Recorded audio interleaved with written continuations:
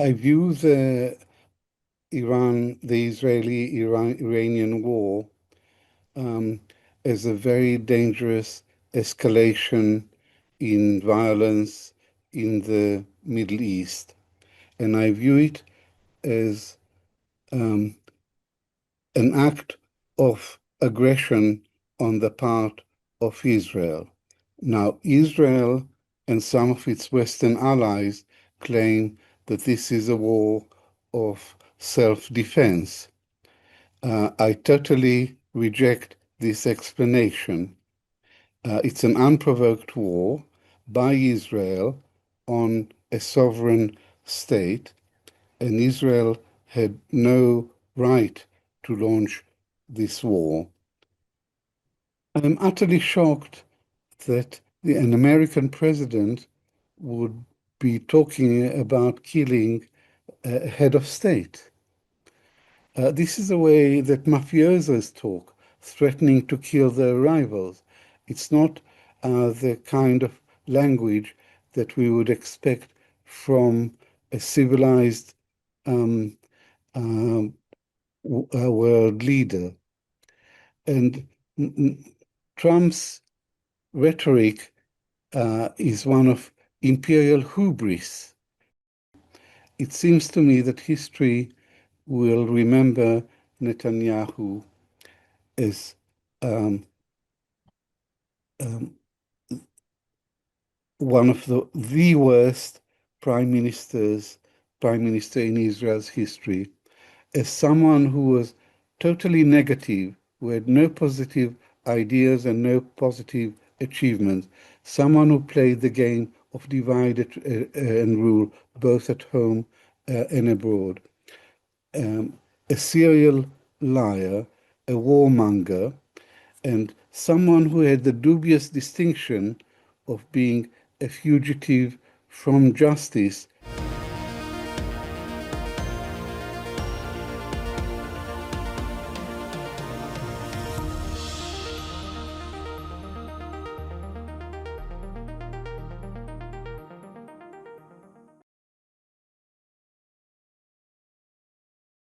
Hello and welcome to a special interview for The Wire. As the Israel-Iran war approaches its 10th day, we deliberately pull back and address questions that so far haven't been answered.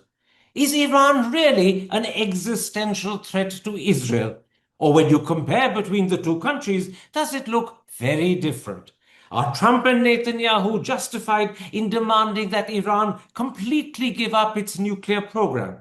Is talk of killing Ayatollah Khamenei just bluff and bravado, or is it actually serious? And by insisting on an unconditional surrender, is President Trump simply prolonging the war?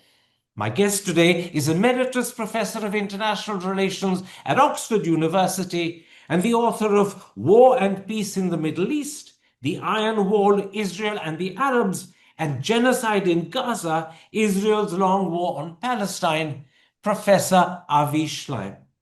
Professor Schleim, let me start by asking, how do you view the Israel-Iran war, which on Sunday will have gone on for 10 days? I view the Israeli-Iranian war as a very dangerous escalation in violence in the Middle East. And I view it as an act of aggression on the part of Israel. Now, Israel and some of its Western allies claim that this is a war of self-defense. I totally reject this explanation. It's an unprovoked war by Israel on a sovereign state, and Israel had no right to launch this war. There is no justification for it. Israel claims that Iran poses a threat to Israel because it is developing nuclear weapons. But this is not true. But even if it was true, under international law, Israel doesn't have the right to bomb Iran. That's point number one. Point number two is that Israel says it's attacking the Iranian nuclear facilities. But the Israeli attacks have not been confined to nuclear facilities.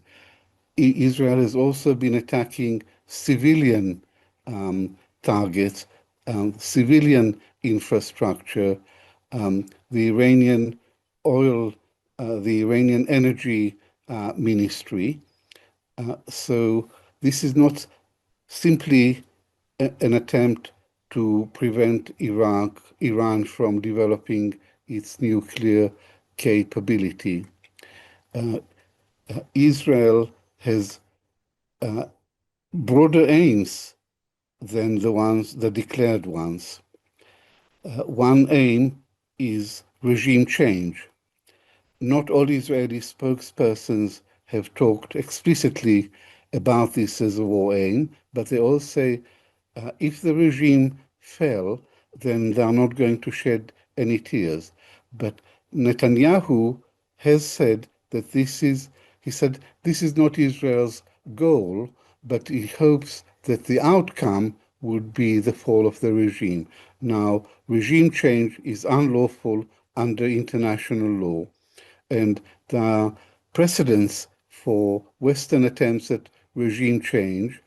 There is the American invasion of Afghanistan and 20 years of American involvement in Afghanistan, which achieved nothing.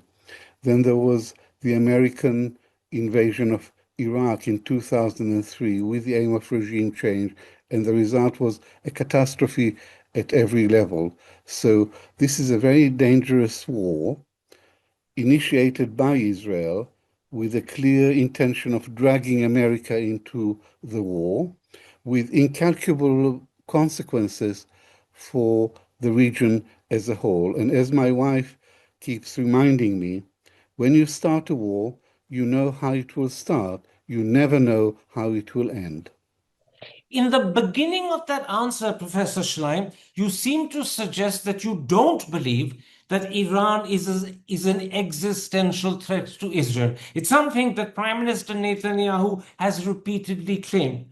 What then do you make of the fact that Iran refuses to recognize Israel's right to exist? And frequently, official tweets put out by Iranian authorities, including, I'm told, Ayatollah Khamenei himself, have talked of annihilating Israel. Doesn't that suggest that it is an existential threat? No, it doesn't, because to pose an existential threat implies the ability to destroy Israel, the ability to pose a threat to Israel's basic security, to threaten its survival. And there has been some loose rhetoric on the Iranian side. Some years back, President Ahmadinejad used to actually call openly for Israel's destruction. But whatever the rhetoric is, Iran does not have the ability, does not pose an existential threat to Israel. It cannot annihilate Israel. And the simple fact is that Israel has nuclear weapons. Israel has between 90 and 100 nuclear warheads. Israel has the capacity to vaporize Iran. Iran doesn't have that capacity. So Israel poses an existential threat to Iran. In a clip that went out virally of an old program that you did with Al Jazeera, you're saying the following. You say, Israel poses an existential threat to Iran. And you've just repeated that yourself a moment ago. Most people would find that very hard to believe. How would you convince them that it's Israel that poses an existential threat to Iran, not Iran to Israel? How would you convince them of that? In that clip from my interview with Al Jazeera in 2018, I compared the records of the two countries, and I pointed out that Iran has, in the last 50 years, has not invaded or attacked any of its neighbors. Israel has repeatedly attacked its neighbors, repeatedly, and 10 days ago, Israel has launched launched an attack on Iran. Secondly, Iran signed the Non-Proliferation Treaty. Israel has refused to sign the Non-Proliferation Treaty. Thirdly, Iran has always agreed to submit to international inspection, to inspection by the the International Atomic Energy Agency. Israel has always refused to allow any international inspection, any independent inspection of its nuclear facilities. So the record suggests that Iran is acting in self-defense because it faces a threat, a constant threat from Israel, which has now materialized, whereas Israel has not abided by international law and has habitually violated international law and has launched numerous attacks on all its neighbors. There's a very interesting paradox when you compare between the two countries, and I'd like to bring that to the front. Iran doesn't have nukes, Israel does. More importantly, Israel has a secret, illicit nuclear weapons program which it refuses to talk about. And yet it is Israel that is claiming that Iran is within days or weeks of creating a nuclear weapon. Isn't that a paradox here? It's a clear case of the pot calling the kettle black when the kettle, in fact, is not black at all. I couldn't have put it better myself. And this really is not a new phenomenon of Israel, which is the guilty party, which has got nuclear weapons, undeclared nuclear program, is blaming Iran. And Benjamin Netanyahu, for the last 30 years, has been demonizing the Islamic Republic of Iran. He's been spreading misinformation. He has been creating hysteria around Iran. For the last 30 years, he's been saying that Iran is about to reach a threshold, about to produce nuclear weapons. It's a matter of months. And he's been saying this repeatedly for the last 30 years. This is simply not true. He's spreading misinformation about Iran in order to justify his unjustifiable war of aggression against Iran. So there have been two aspects to his policy towards Iran. One is the propaganda side, at which he is very good. But the other aspect, which is less talked about, is the secret war he's been waging against the Iranian nuclear scientists, the assassination over a period of years of Iranian nuclear scientists. So there you have a very good example of the kettle calling the other one black.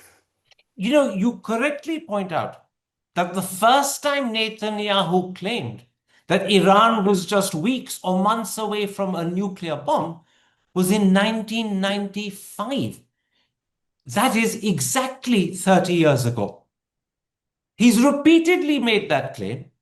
He's repeatedly said it's weeks and months away from creating a bomb, but the bomb doesn't seem to be created. And yet, this is something the Western media and the Western world has accepted hook, line, and sinker from Netanyahu. The Western press doesn't point out that he's been making this claim for 35 years, and clearly it isn't true.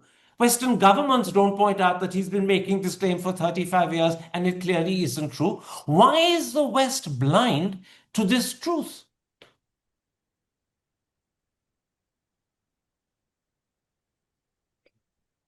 Netanyahu lies all the time.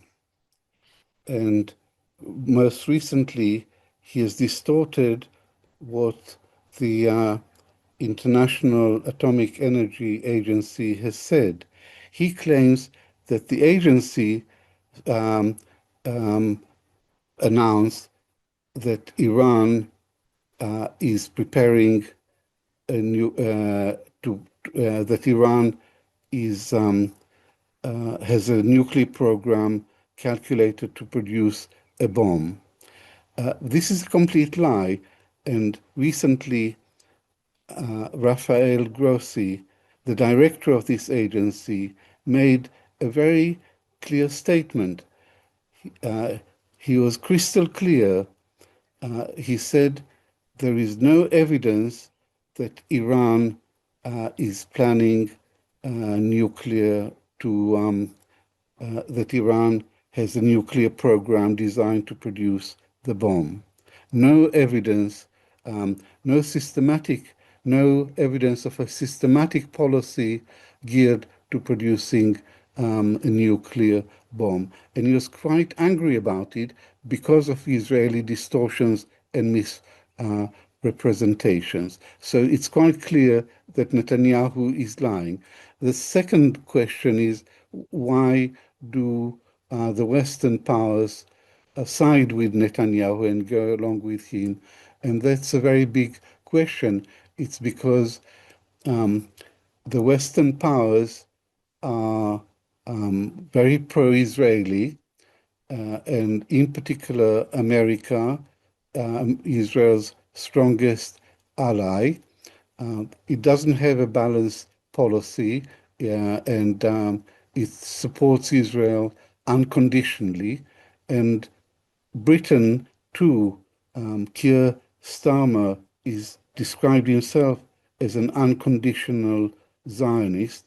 So we don't have Western statesmen who take a sensible and balanced view of the situation, but they are historically and currently completely on Israel's side, and they are not just complicit in Israel's war aims in Gaza and genocide in Gaza, they're active partners. And there is now the question of British involvement if Trump decides to take military action, to join Israel in military action against Iran. There is a question of what would Britain do? And the Attorney General has warned the government that to uh, um, actively support the Israeli war on Iran would be unlawful. And the government refuses to reveal this legal opinion, but it's common sense that the Attorney General, who is a lawyer, not a politician, sees that Israel's attack on Iran is unlawful, and therefore British involvement in offensive operations against Iran would also be unlawful.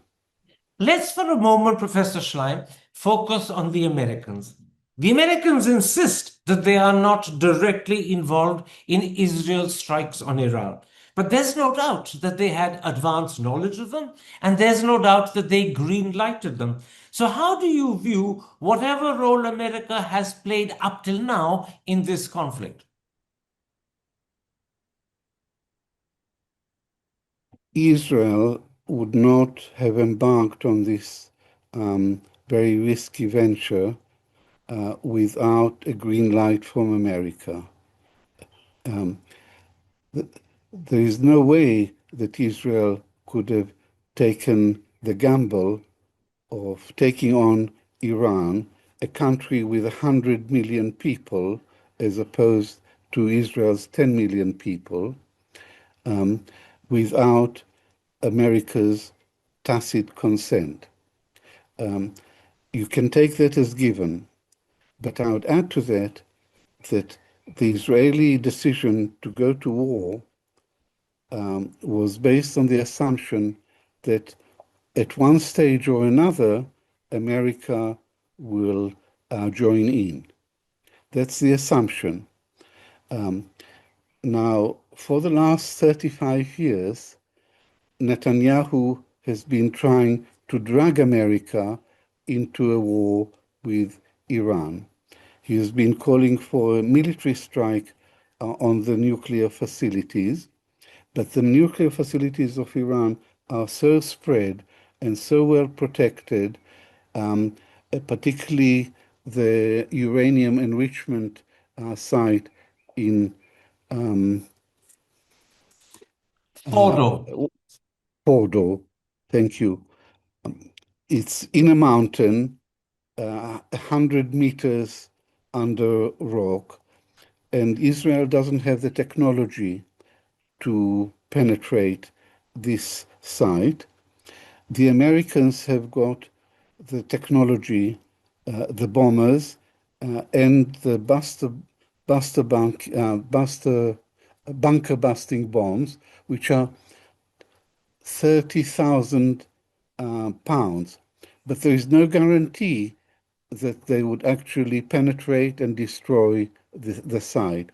Netanyahu is saying he guarantees that it will be a success, but there is no guarantee that it would be successful. Now, no American president has been stupid enough to take these risks, to support Israel's gamble until Trump.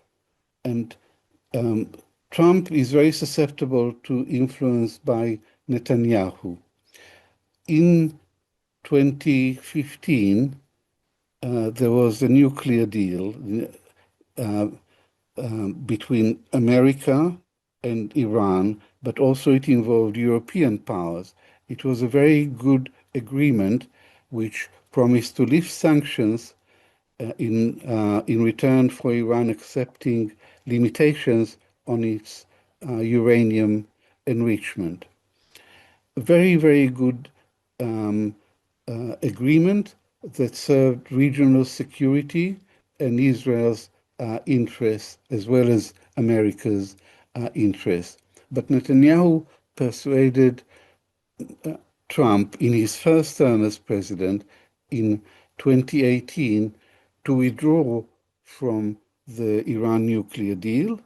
Not only, and Trump didn't only withdraw, but he went all out to destroy this deal. So it's Trump under Netanyahu's nefarious influence who destroyed a working arrangement to control the Iranian nuclear program. And now Netanyahu seems to be playing Trump once again, and he seems to he's trying really hard to draw him into the fray.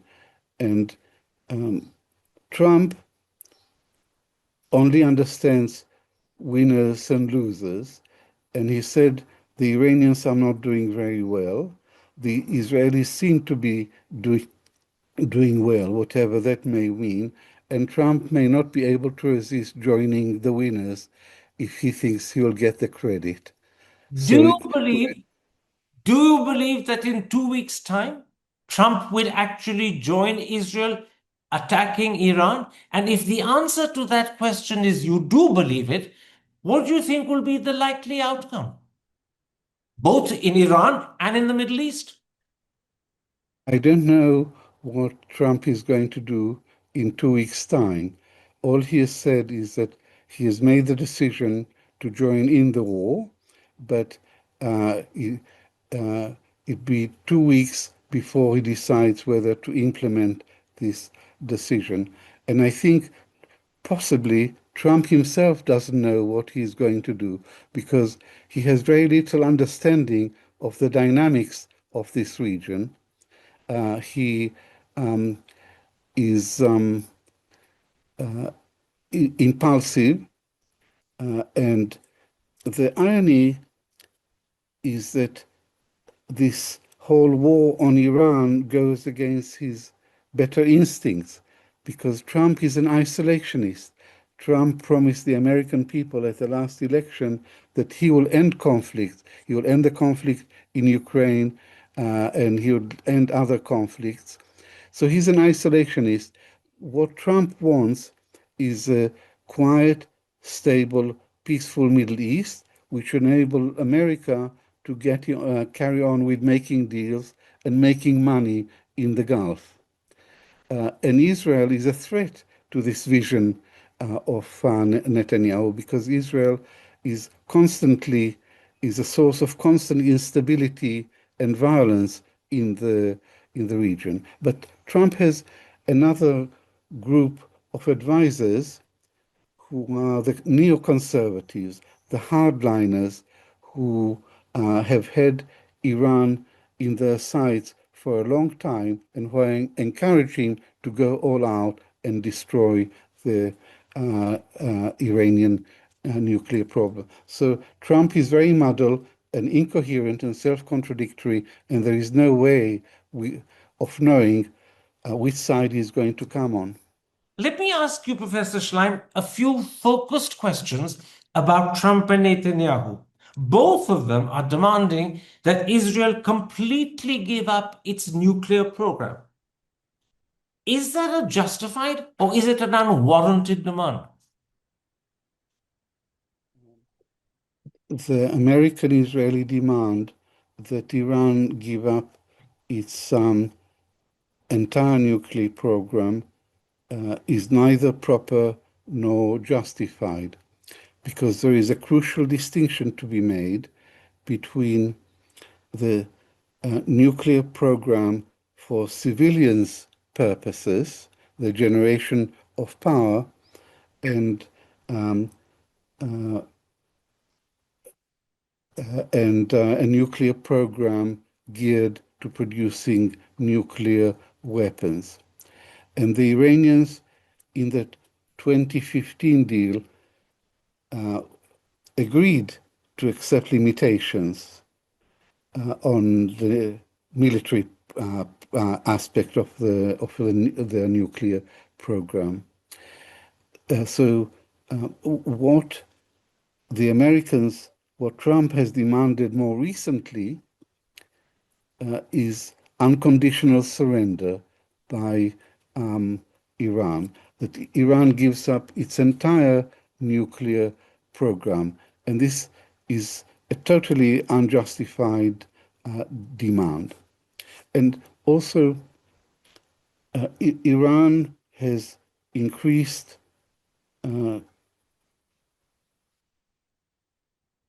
uranium enrichment to a certain level. I think it's 3.67. It's 60%. 60%, which is not enough to produce weapons-grade uranium. It's not weapons-grade uranium. It's one step away. So Iran has not given any sign that it is on the road to break out to produce nuclear weapons. And the Iranian nuclear program was discontinued in the military side of the program, was abandoned in 2003. So Iran has it's a pretty good record. Its behavior over the years suggests that the main focus is on the civilian use of nuclear power. Can I butt in and ask you, Professor Schleim, specifically about the extent to which Iran has been enriching uranium. It's supposed to have enriched uranium up to 60%, and it's supposed to have 400 kilograms of such enriched uranium. My question is a simple one. Does Iran have a right to enrich uranium short of weapons grade enrichment?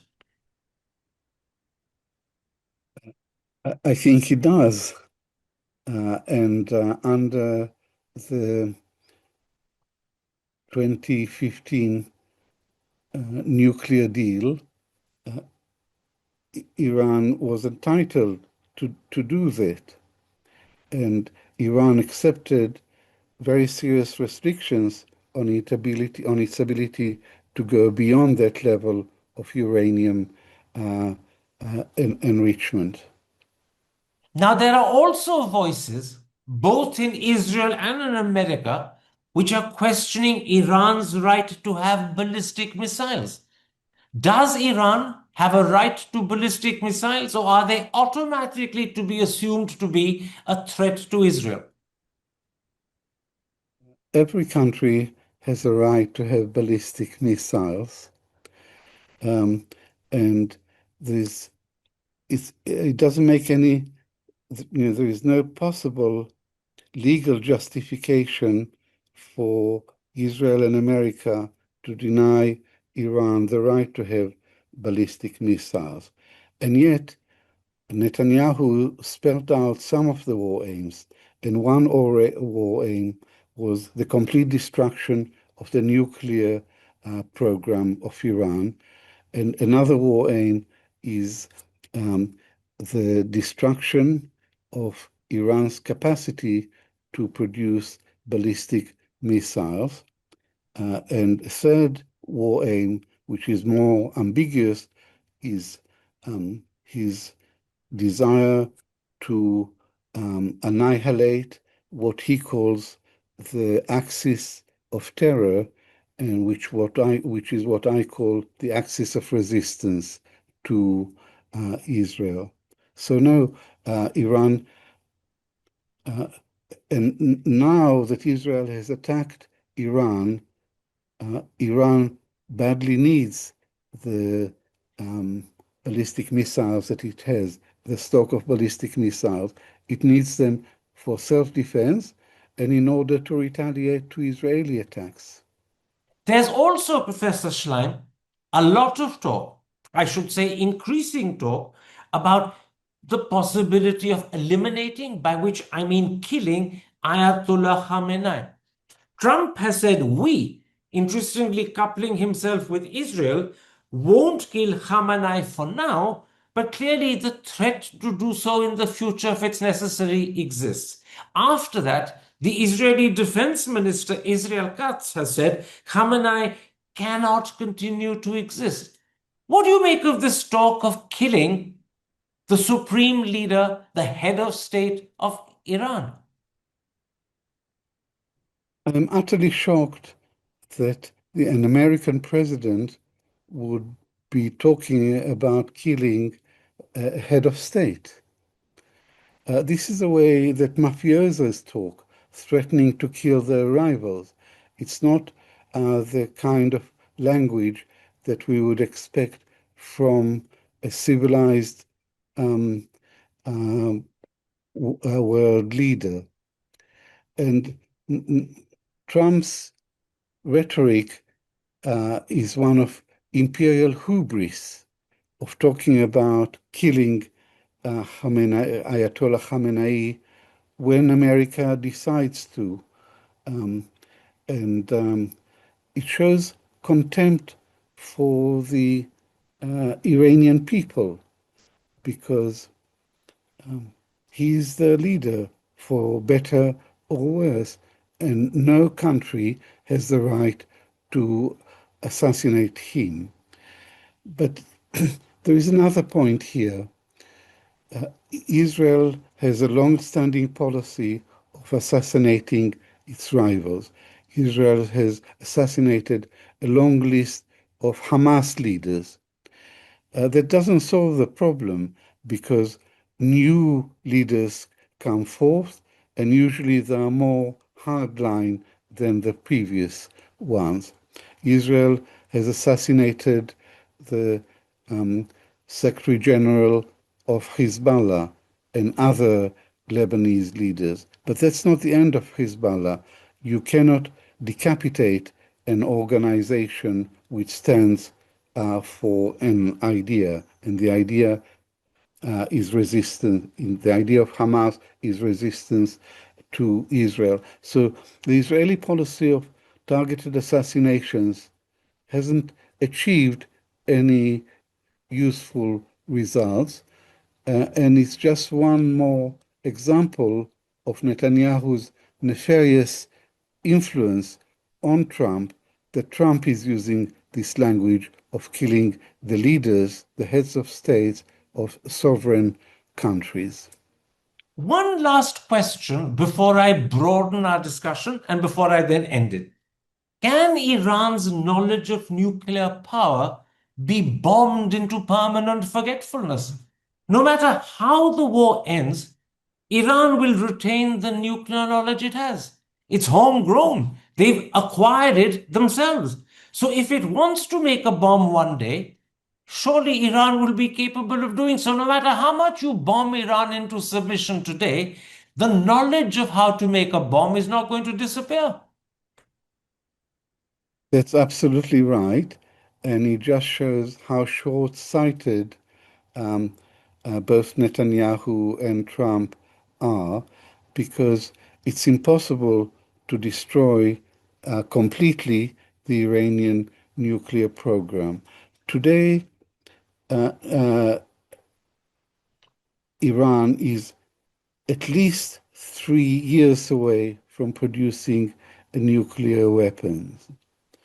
And the Iranian military facilities are so well protected and so widespread that even if America joined in the attack with Israel, it could only cripple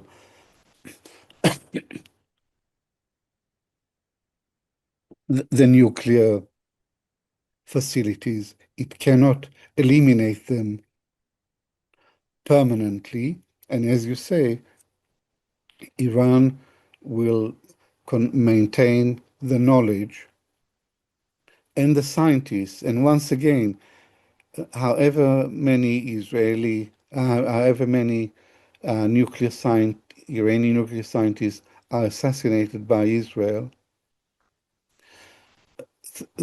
the knowledge is there, the expertise is there, and the attacks on Iran would only reinforce the Iranian determination to acquire nuclear weapons for self-defense. Hi, I'm Karan Thapar. Over the last few years, I hope you've been watching my program, The Interview on the Wire. During that period, I've interviewed doctors, politicians, businessmen, scientists, authors, and even the occasional Nobel laureate. For me, it's been exciting. I hope it's been enjoyable for you. But these, as you know, are tough times, and if this program is going to remain bold, independent, and sometimes even defiant, then I think we need your support. At the end of the day, it's a truism, but editorial independence is best defended by the viewers. So if you would like this program to remain the way it is, forthright, outspoken, and interesting, then would you consider supporting us? All you have to do is to click on the description at the bottom.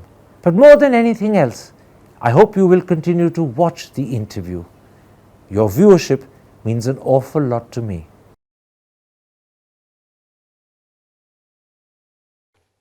Before I end, Professor Shlaim, let me briefly broaden our discussion and talk about the Middle East as a region. Has this war produced sympathy and moral support for Iran? Or as a Shia country, is it isolated and relatively friendless in the middle of what is largely a Sunni region?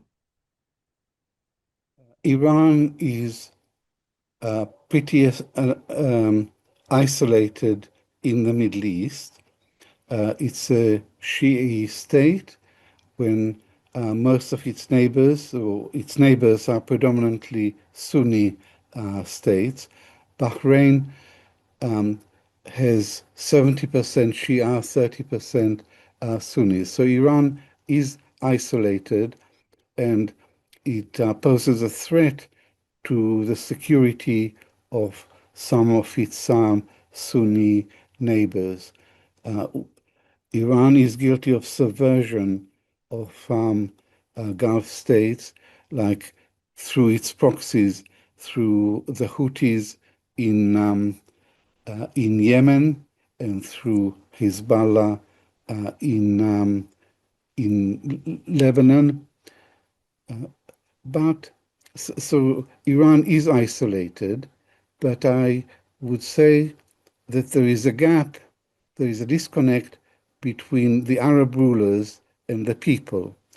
The people are more sympathetic towards Iran because Iran opposes Israel.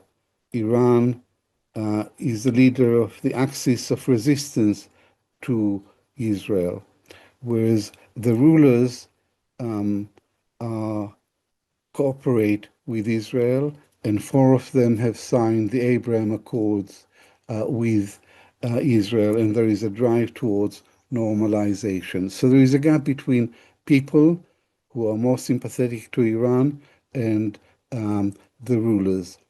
And the Arab street is overwhelmingly supportive of the Palestinians. And in and the Arab countries have been completely silent during the Israeli genocide in Gaza. And the other day, the children of Gaza had a parade to celebrate their donkeys because their donkeys have stood by them more than the Arab countries.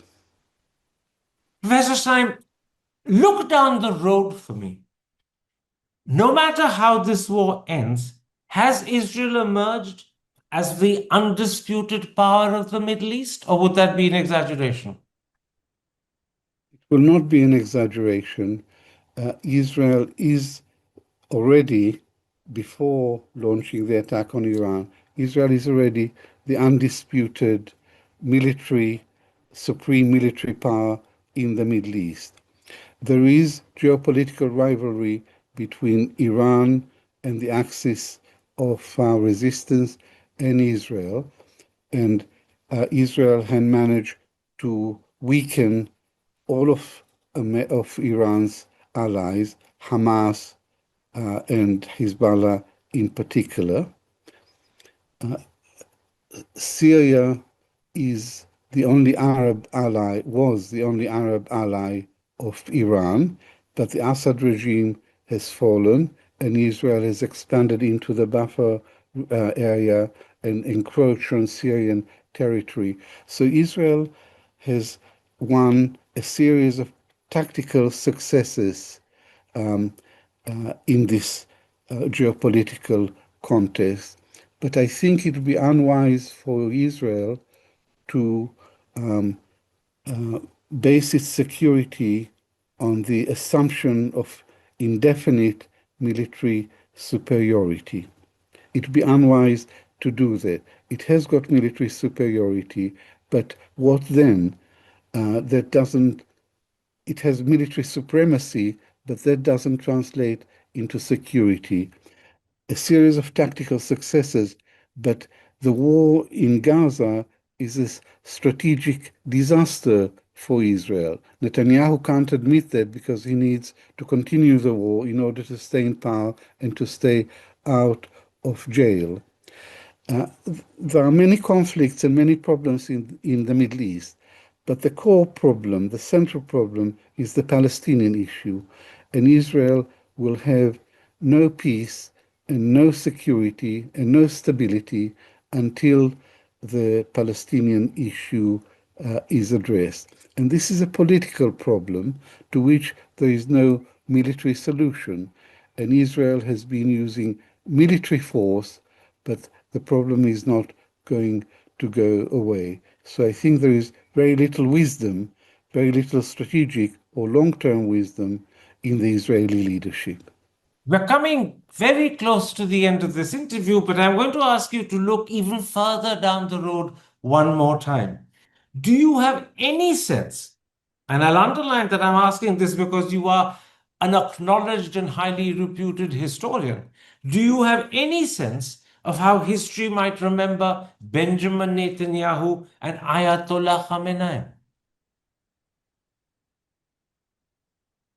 Historian, so I'm more comfortable talking about the past than speculating about the future. But I won't dodge your question. It seems to me that history will remember Netanyahu as um, um, one of the worst prime minister in Israel's history, as someone who was totally negative, who had no positive ideas and no positive achievements, someone who played the game of divide and rule both at home and abroad, a serial liar, a warmonger, and someone who had the dubious distinction of being a fugitive from justice, both at home, where it stands trial on serious corruption charges, and abroad, because there is arrest warrant for him by the International Criminal Court. So this is a head of state who is sought by the International Criminal Court. That makes Israel, well, no, it doesn't make Israel a criminal state, but it makes him an international criminal. He has made Israel an international pariah. And one other thing that he will be remembered for is that he has destroyed the Zionist dream. The Zionist dream was an independent Jewish state in the Middle East, living in peace with its neighbors. And Netanyahu's vision is the antithesis of that. Netanyahu's practice is to wage permanent war. So he's destroying the Zionist dream.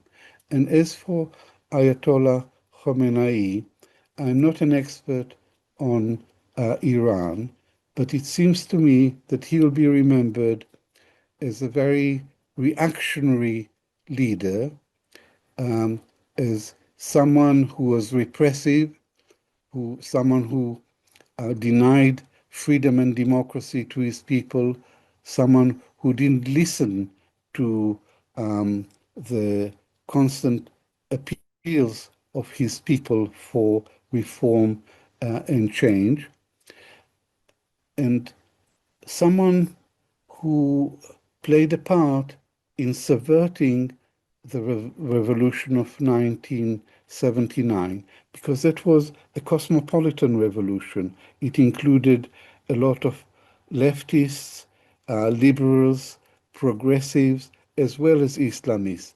But the Islamists, the Ayatollahs, hijacked the revolution and distorted it and betrayed the ideals of the revolution. And Khamenei played a part in that. So Khamenei will also be remembered as someone who helped to destroy the dream of the Iranian people for freedom and democracy and progress. So this is something that leaders, the two leaders of the countries that are now at war, have in common. They have destroyed the dreams of their respective peoples. My very last question. It's well known that Donald Trump is hankering after the Nobel Peace Prize. If you look at the role he's played in Israel, Gaza, Ukraine, Russia, and now most recently of all, Israel, Iran, does he stand a credible chance of winning the Nobel Peace Prize, or is it ludicrous to even think so? Utterly ludicrous to think of Trump getting the Nobel Peace Prize. The Nobel Peace Prize is given to statesmen who help to resolve conflicts and bring about peace. and Trump has achieved nothing. He promised to solve the Ukraine conflict, but he didn't. He went as far as to blame Ukraine for the war and exonerating Russia and his friend Putin. So he's done nothing towards resolving that conflict, and he has done nothing to restrain Israel from the genocidal war it is waging against the Palestinian people in Gaza and the ethnic cleansing of the West Bank. And now he's given Israel the green light to attack Iran, and he may well join Israel in the war against Iran.